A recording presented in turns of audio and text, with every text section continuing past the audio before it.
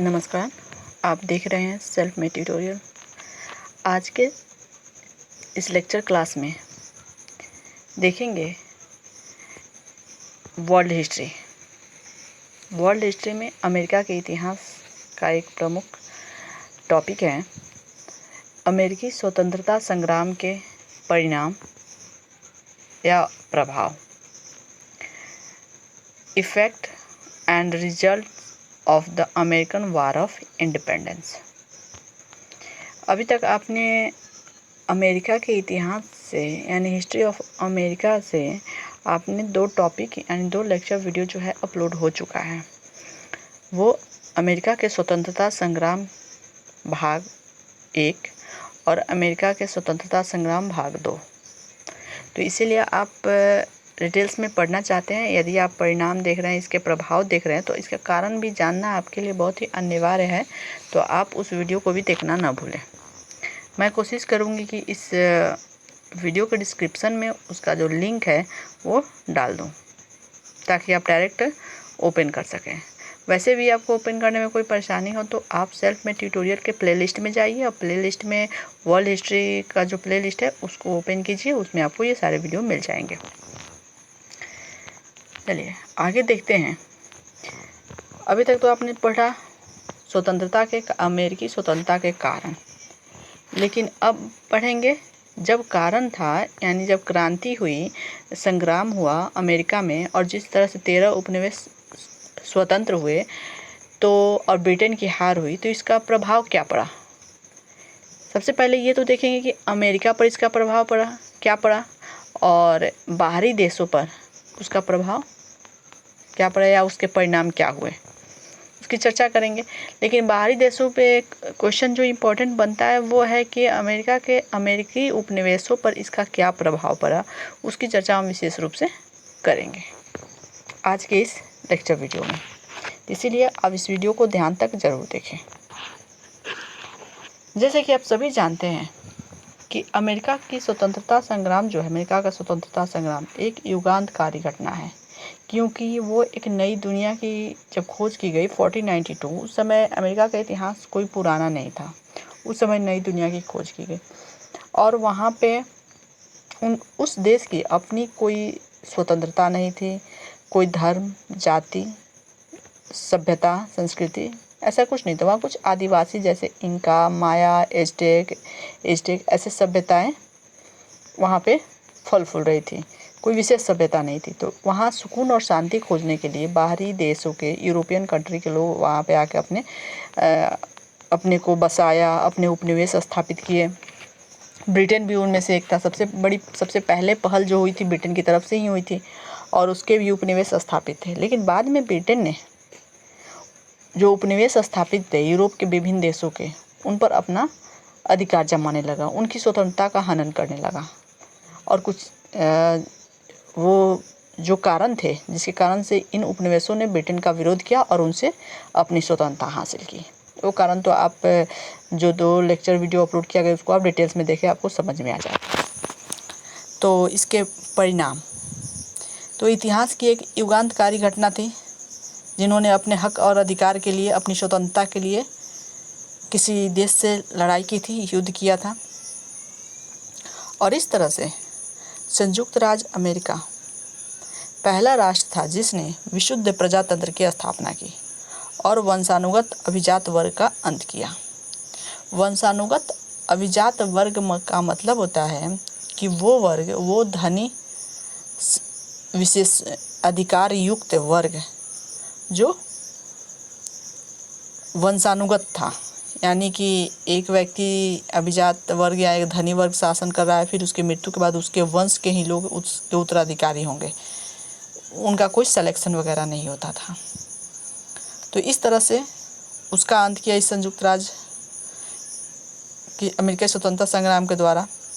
यही सर्वप्रथम संविधान के अनुसार अस्थायी रूप से शासन संचालन का ढंग अपनाया गया। यानी सबसे पहले क्वेश्चन आता है कि सबसे पहले संविधान बनाने का श्रेय किस देश को जाता है, तो वह देश है अमेरिका। साथ ही यही पहले पहल धर्मनिरपेक्ष राज्य की स्थापना हुई। धर्मनिरपेक्ष राज्य की स्थापना यानी कि किसी विशेष धर्म का बोलबाला उस देश में नहीं है, जिसको चाहे जो धर्म मान सकता है। अमेरिकी स्वतंत्रता संग्राम के पश्चात ही विश्व के अन्य पराधीन देशों में स्वतंत्रता की शहनाई बजने लगी। परतंत्र लोग अपनी स्वतंत्रता प्राप्त करने के लिए उतावले हो गए। एशिया और अफ्रीका के अनेक राजतंत्र देशों ने स्वतंत्रता के लिए संग्राम किया और कर भी रहे हैं। साम्राज्यवादियों के पांव उखड़ रहे हैं और स्वतंत्रता के शंखनाद से संपूर्ण विश्व प्रभावित हुआ।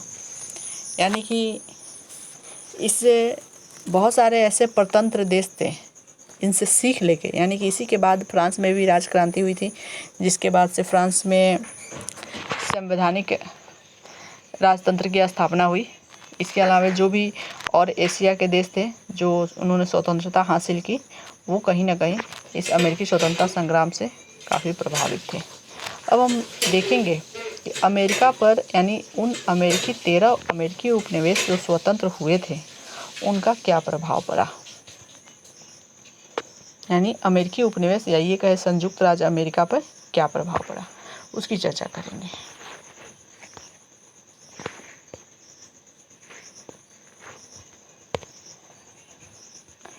पहला, अमेरिका के स्वतंत्रता संग्राम के जो परिणाम कहिए या उसके जो प्रभाव पड़े उस पर, वो तो सबसे पहले स्वतंत्र राष्ट्र का निर्माण, यानी अमेरिका संयुक्त राज्य अमेरिका का एक स्वतंत्र राष्ट्र के रूप में निर्माण हुआ। उसके 13 उपनिवेश जो थे वो इंग्लैंड से स्वतंत्र हो गए। 1783 में यानी 1783 में वर्साई की संधि हुई थी। किसके बीच हुई थी? 13 उपनिवेश और ब्रिटेन के बीच हुई। इस संधि के द्वारा ब्रिटेन ने उनकी स्वतंत्रता मान ली, यानी कि वो 13 उपनिवेश स्वतंत्र हो गए और इस तरह से अमेरिका में राष्ट्रीय सरकार की स्थापना की गई। संयुक्त राज्य अमेरिका की देखा देखी अमेरिका में यूरोप के अन्य उपनिवेशों ने अपनी अपनी स्वतंत्रता घोषित कर दी। 1766 ईस्वी के 100 वर्ष बाद संपूर्ण अमेरिका स्वतंत्र हो गया। यानी कि कुछ ऐसे प्रांत थे, 13 उपनिवेश तो स्वतंत्र ही हुए ही, लेकिन संयुक्त राज्य अमेरिका के जो और प्रांत थे वो कुछ अन्य यूरोपीय देशों के चंगुल में थे। जैसे कनाडा था, वो फ्रांस को मिल गया था। तो इस तरह से कुछ जो देश थे वो कहीं ना कहीं किसी यूरोपीय देश के अधीन थे और 13 उपनिवेशों को स्वतंत्रता मिली थी और उसके लिए ही अपना संविधान बनाया गया था। लेकिन 1776 ईस्वी के 100 वर्ष बाद यानी कि 1876 ईस्वी के आसपास लगभग संपूर्ण अमेरिका जो था वो स्वतंत्र हो गया था। वो एक झंडे के नीचे यानी संयुक्त राज्य अमेरिका के नाम से जाना जाने लगा। तो इस तरह से पहला परिणाम था या पहला प्रभाव पड़ा वो था एक स्वतंत्र राष्ट्र के रूप में अमेरिका को उभरना।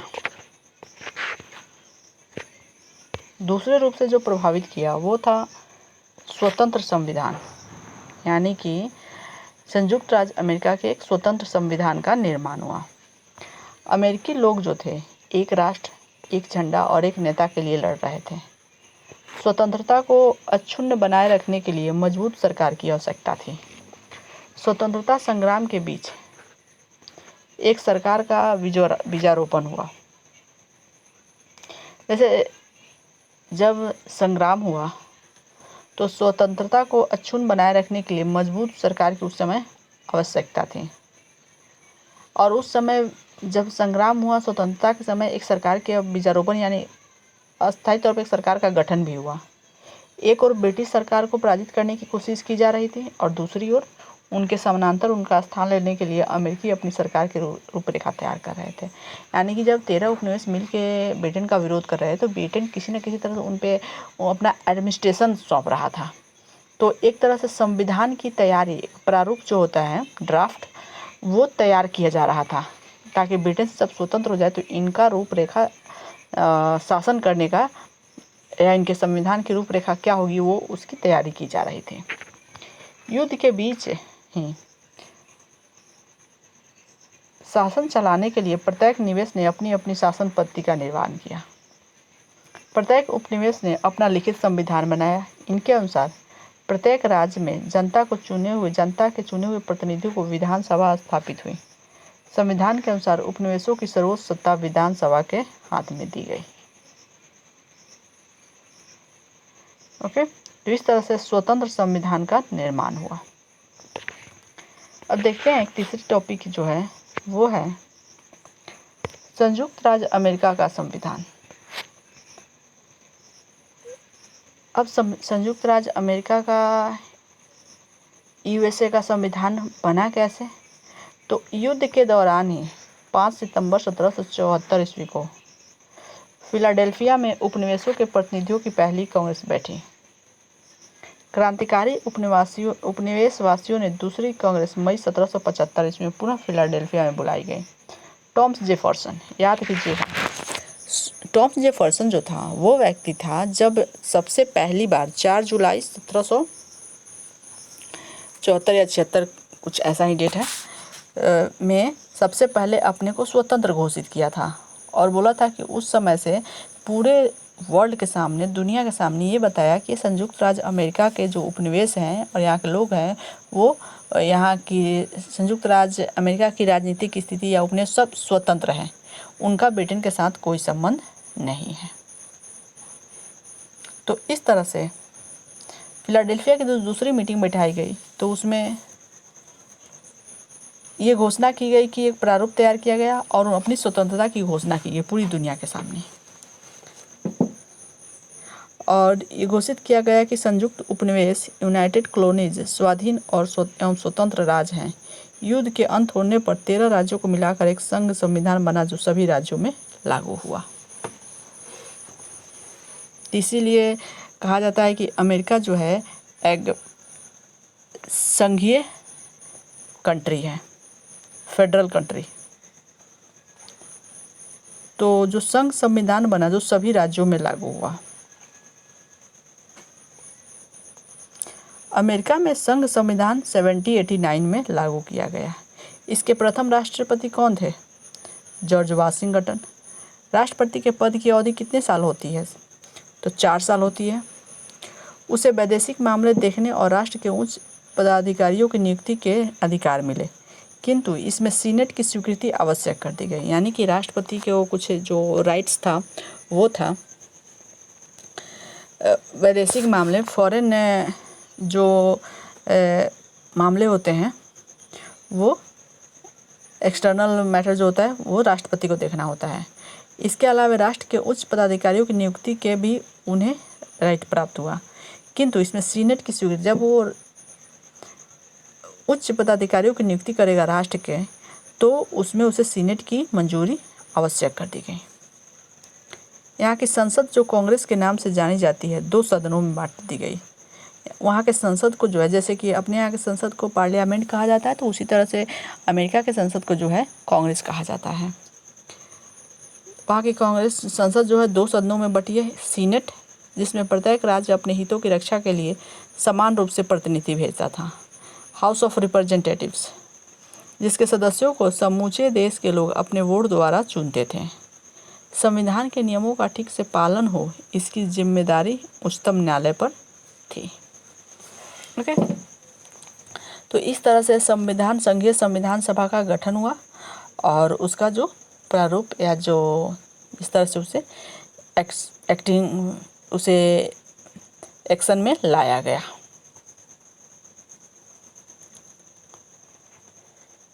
चलिए आगे देखते हैं औद्योगिक तथा आर्थिक परिणाम। औद्योगिक और आर्थिक रूप से वो अमेरिकी उपनिवेशों को किस तरह से प्रभावित किया उसकी चर्चा करेंगे। साधारणतः यह देखा गया कि किसी भी देश का युद्ध काल औद्योगिक क्षेत्र में तेजी की अवधि से गुजरता है। अब युद्ध हो रहा हो तो औद्योगिक क्षेत्र में तेजी कैसे आएगा कि युद्ध में बृहद पैमाने पर खाने पीने की वस्तुएं, पहनने की, ओढ़ने की, हथियार वगैरह की मांग बढ़ जाती है, जिससे औद्योगिक क्षेत्र में भी वृद्धि हो जाती है। अमेरिकी उपनिवेशों के साथ भी यही हुआ और इसमें इस बात का संदेह नहीं है कि उपनिवेशवासियों के पर्याप्त सहायता फ्रांस और हॉलैंड से मिल रही थी। यानी उपनिवेशवासियों के जो तरफ थे, यानी जो मदद कर रहे थे, वो था फ्रांस और हॉलैंड। अमेरिकी सिपाहियों को अस्त्र शस्त्र, कपड़े और भोजन की आवश्यकता युद्ध के जोर पकड़ने से बढ़ने लगी। लोगों ने विदेशी मामलों की आपूर्ति पर पूर्णतः निर्भर रहना अच्छा नहीं समझा।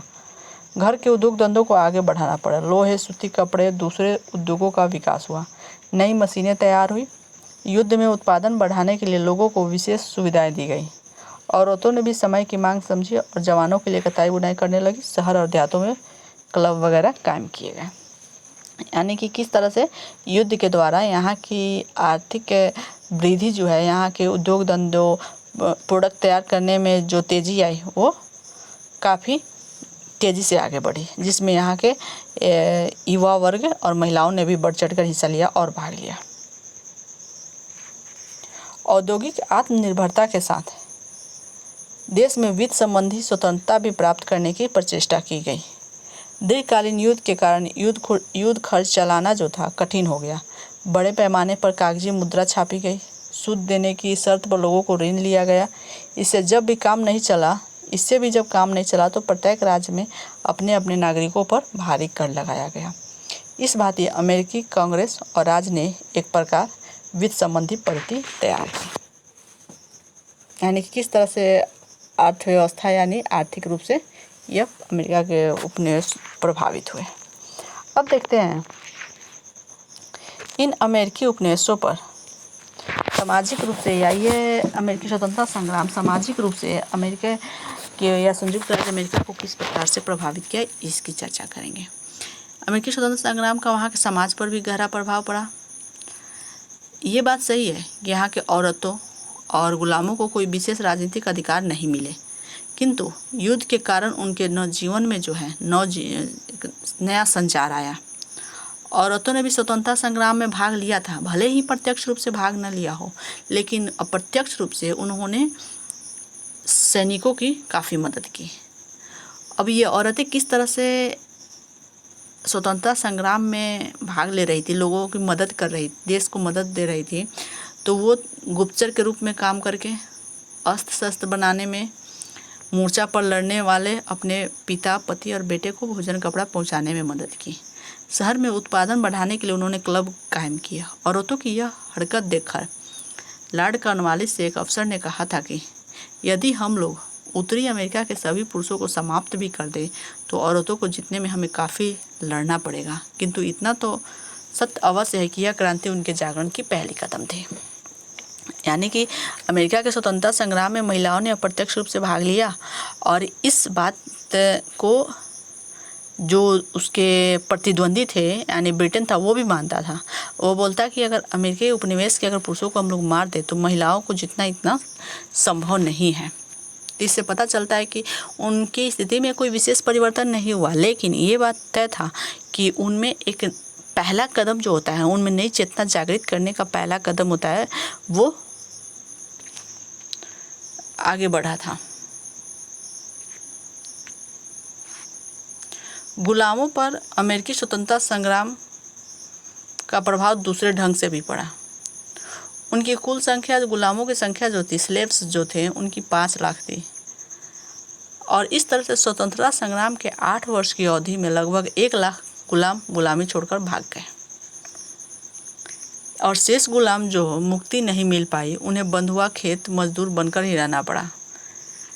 यह भी प्रस्ताव रखा गया कि गुलामों को फौज में भर्ती किया जाए और उन्हें मुक्ति दी जाए, किंतु गुलामों के मालिक ऐसे करने को तैयार नहीं थे। यानी कि ये कहा जा सकता है कि गुलामों के स्थिति पर कुछ प्रभाव पड़ा। यानी कि अमेरिका का संग्राम जो है, स्वतंत्रता संग्राम, वह प्रभावित किया। कैसे कि गुलामों की संख्या घट गई, बहुत सारे गुलाम शहर छोड़ के भाग गए, यहाँ के उपनिवेश छोड़ के भाग गए, और कुछ बचे तो उन्हें यह ऑफर दिया गया कि वो चाहे तो गुलामी छोड़ के सैनिक सेवा में भर्ती हो सकते हैं, लेकिन वो जिसके गुलाम थे वो उन्हें छोड़ना नहीं चाहते थे।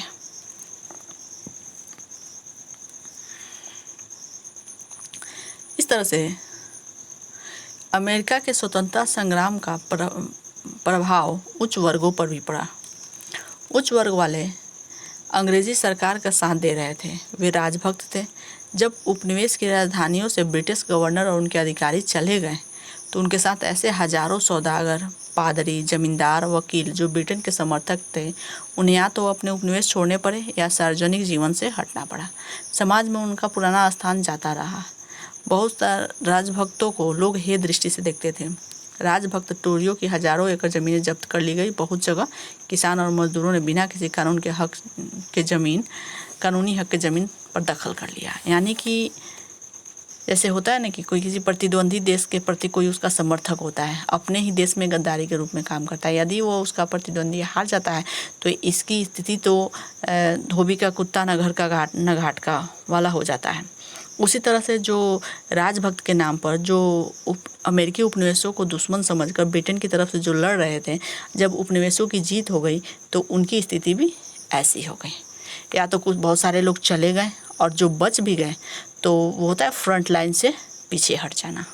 वो पीछे हट गए ताकि लोगों के नज़र में ना आए, ना कि लोगों के नज़र में अगर आएंगे तो जो क्रांतिकारी थे वो उन्हें छोड़ते ही नहीं। तो इस तरह से सामाजिक प्रभाव किस तरह से महिलाओं को प्रभावित किया, किस तरह से गुलामों को, उच्च वर्ग भी इससे प्रभावित हुए बिना नहीं रहे। अब बात आती है बड़े बड़े भूपतियों की।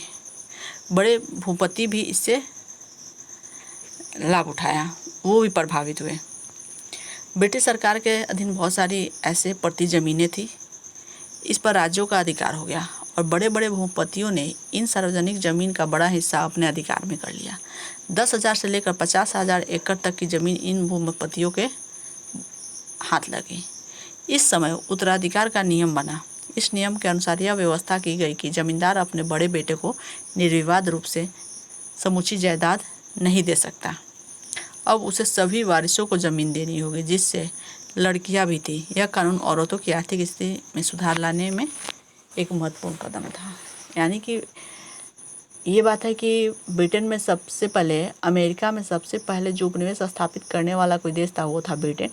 और इस तरह से अमेरिका तो एक खुला खाली पड़ा हुआ धन संपदा से परिपूर्ण एक स्थल था, नई दुनिया थी, जिस पर ब्रिटेन के द्वारा पहले यहाँ उपनिवेश स्थापित किया गया और उसने ही नई दुनिया यानी अमेरिका के अधिकांश भूमियों पर अपना अधिकार कर रखा था, अपने उपनिवेश स्थापित कर लिए थे। लेकिन जैसे ही स्वतंत्रता संग्राम हुआ और उसमें ब्रिटेन की हार हो गई तो उसके जो हथियाए गए, अपने हक में रखे गए बहुत सारे जो ज़मीन थे वो खाली पड़ गए। तो वहाँ के जो ज़मींदार थे उन्होंने सभी ज़मीनों पर अपना हक जमा लिया और इस तरह से उनकी ज़मीनों की जो स्थिति है वो काफ़ी अच्छी हो गई। और इससे कहीं ना कहीं जो भूपतियों को जो उत्तराधिकार के नियम के तहत जो अधिकार मिला कि उन्हें अपने ज़मीन को सिर्फ एक व्यक्ति को नहीं, उनके जितने भी पूरे बच्चे हैं उनमें वो बांटने के लिए वारिस है, उनका नियम बना, जिसमें लड़कियां भी आती थी और इस तरह से लड़कियों की स्थिति में भी सुधार हुआ।